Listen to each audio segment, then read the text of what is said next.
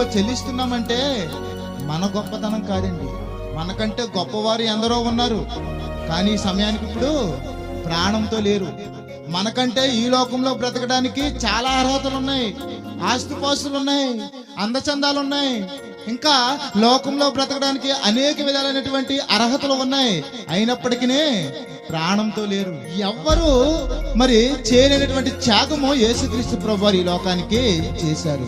ఏంటయ్యా ఆయన చేసిన త్యాగం ఏమిటంటే, ప్రియమైన వాళ్ళారా, ప్రతి వాని కొరకు, ప్రతి వాని చేసిన దోషముల కొరకు, ప్రతి వారు చేసిన పాపముల కొరకు, ప్రతి వాని చేసిన తప్పుల కొరకు యేసుక్రీస్తు ప్రభువారు ఏమి పెట్టవలసి వచ్చిందండి?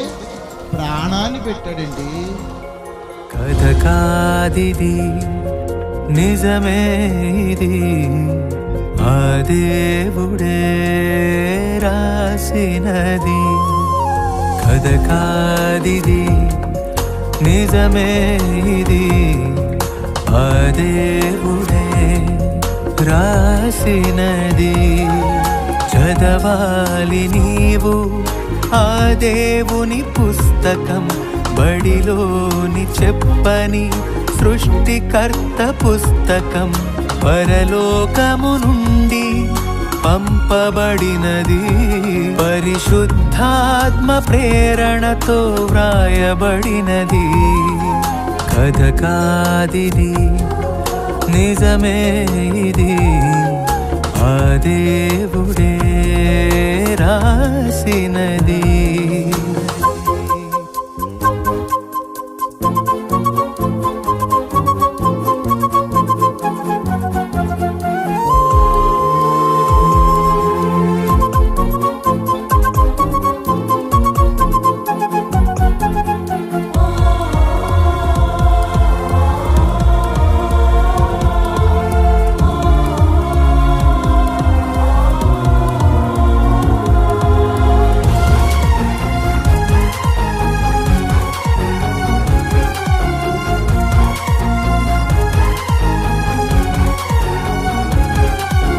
ప్రారంభించాడు పుస్తకంలో సృష్టిని దేవుడు చేశాడని, ఆరంభించాడు నీ కోసమే ఏ రోజు ఏమేమి చెయ్యాలని.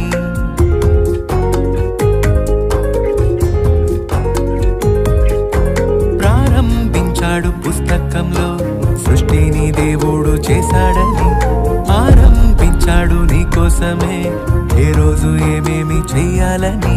ఎన్ని ఉన్నావో అన్నిసార్లు పలికాడు ఆ దేవుడే, 6 రోజులు రాత్రి పగలు చేశాడు నీకోసమే. ఏ జాతి కా జాతి చేశాడు, జీవరాశులన్నీ పుట్టించాడు. ఏ జాతి కా జాతి చేశాడు, వృక్షాలన్నింటినీ కలిగించాడు. మట్టి బొమ్మను చేశాడు, మహాశక్తి తనకిచ్చాడు. కథ కాదిది, నిజమే ఇది, ఆ దేవుడే రాసినది.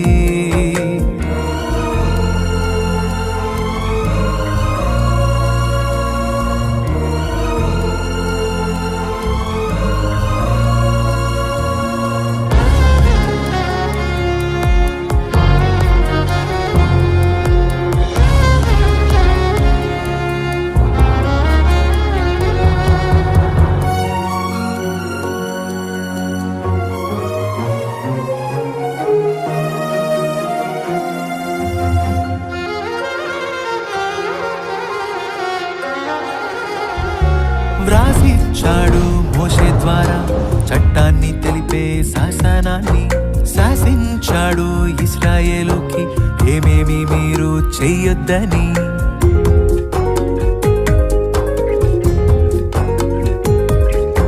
వ్రాసిచ్చాడు మోషే ద్వారా చట్టాన్ని తెలిపే శాసనాన్ని, శాసించాడు ఇశ్రాయేలుకి ఏమేమి మీరు చెయ్యొద్దని.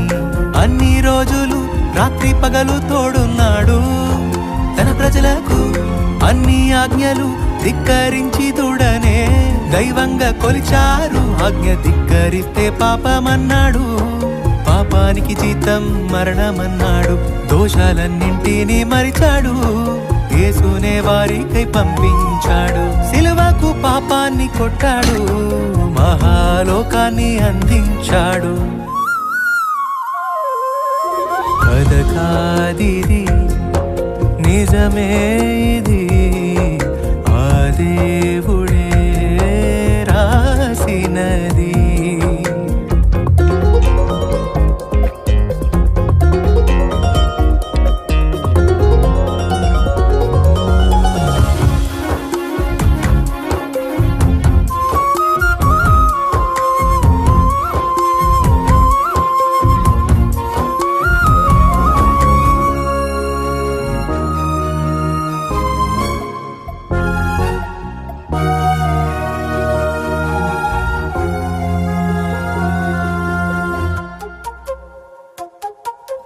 పంపించాడు పరిశుద్ధాత్మని ఆదరణ లోకానికివ్వాలని. పలికించాడు పత్రికల్లోనే సర్వసత్యమైన సంపూర్ణతని.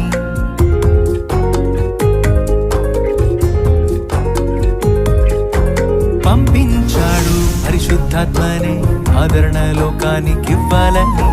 పలికించాడు పత్రికల్లోనే సర్వసత్యమైన సంపూర్ణతని.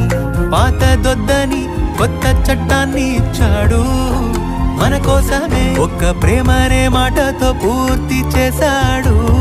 బైబిల్ గ్రంథాన్నే ఏ భేదము మనకు లేదన్నాడు. క్రీస్తునందు అందరూ ఒకటన్నాడు. వాక్యాన్ని తీర్పరిగా చేశాడు. పరలోకమందు చోటిచ్చాడు. మధ్యాకాశానికి వస్తాడు. రాజ్యాన్ని తండ్రికి అప్పగిస్తాడు. కథ కాదిది, నిజమే ఇది, ఆ దేవుడే రాసినది.